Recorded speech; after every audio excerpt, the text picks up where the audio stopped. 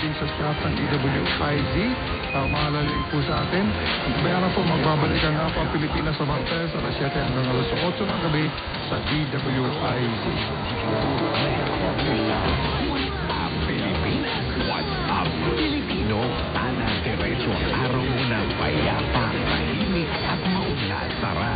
Sali ka na sa programang may usapang pangkapayapaan, usapang pangkaunlaran sa Up Pilipinas. Usapang pangkapayapaan, usapang pangkaunlaran, Pilipinas. Kasali ang lahat sa kwentuhang pambayan. Live na live sa DWIZ Manila. Live din sa Aliw 23 Free TV. At pwedeng i-follow sa lahat ng DWIZ Facebook, YouTube. At pwede rin mapanood sa DWIZ News app.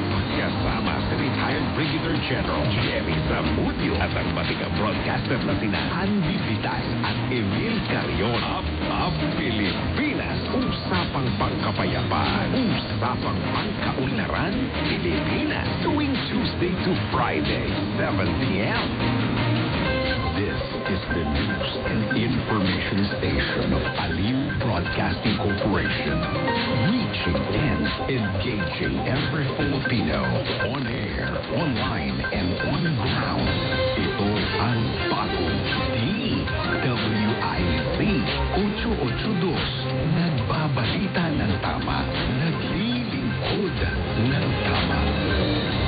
Proud member of ALC Group of Companies.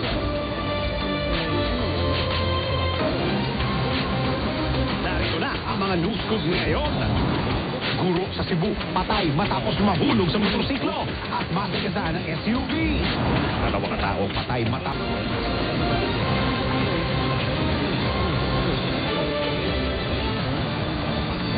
Mga balitang exclusive, mga balitang na-scoop mismo ng DWIZ News Team. Ito ang DWIZ News Scoop. Ako si Dennis Antenor Jr. Narito ang mga news scoop ngayon. Guro sa Cebu, patay matapos mahulog sa motorsiklo at masagasaan ng